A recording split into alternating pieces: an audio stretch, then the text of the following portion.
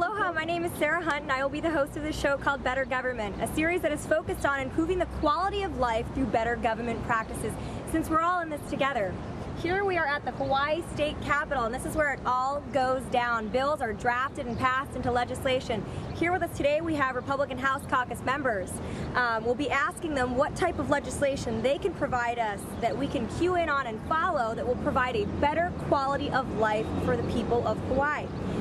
Representative Kymberly Pine, Representative Jean Ward, thank you for taking the time and joining us today. Sure. Thanks for having us. Well, I know it's a really hectic day and you got to run to a committee, and that's what it's all about at the Hawaii State Capitol. Do you have any type of legislation that you would like to introduce and tell us about that you've got going along at the Hawaii Capitol?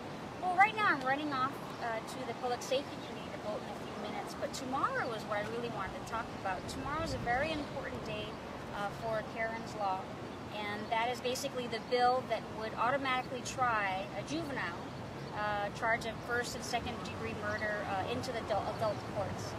Tragically, what has happened is the family of the victim has had to go through two trials, one in the juvenile court as well as one in the adult court. And so that's been very problematic for the family, and they've had to suffer tremendously.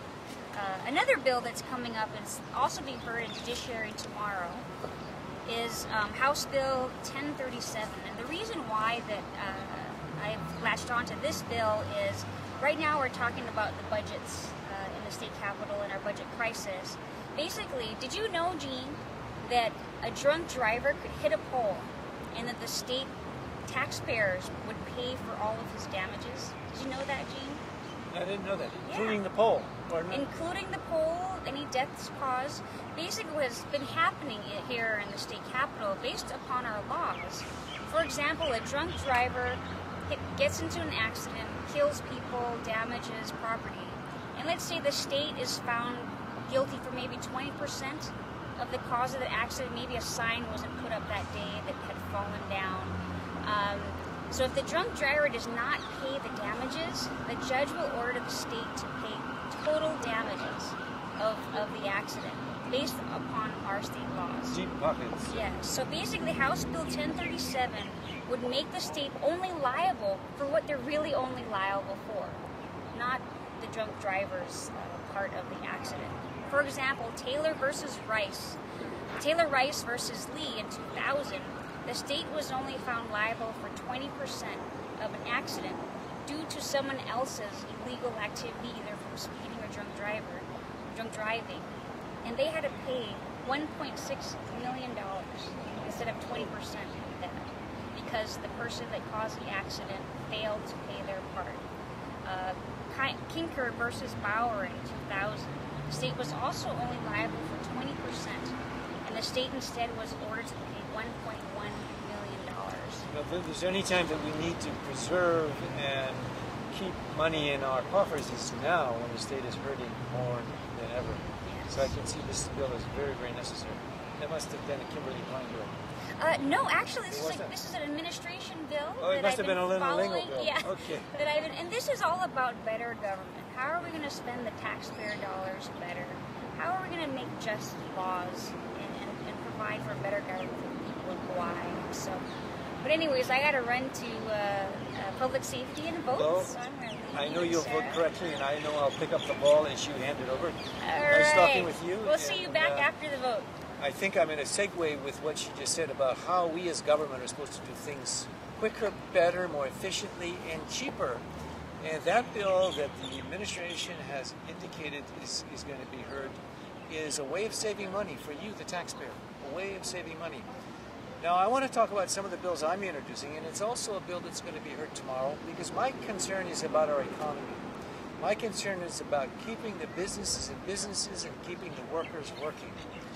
I'm not sure that we've paid enough attention to the economy, but there's one bill tomorrow that I've introduced that's going to be heard, and it's HB 477.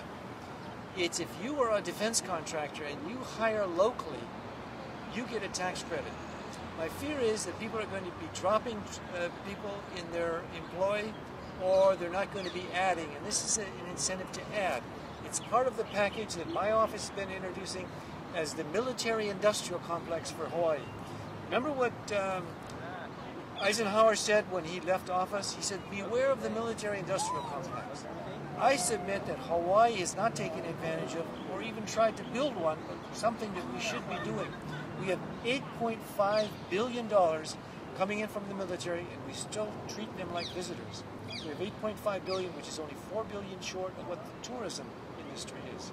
So I have that bill that's going to be heard, and I have a bill to have a military-industrial park created where we can house the research and development, we can house the military contractors, and right now, quite frankly, they're filling all the barrack, all the space on the different parts of our island. There's just not enough space, there's just not enough serious research. What we do is fly people in and fly them out. We parachute people in from the mainland.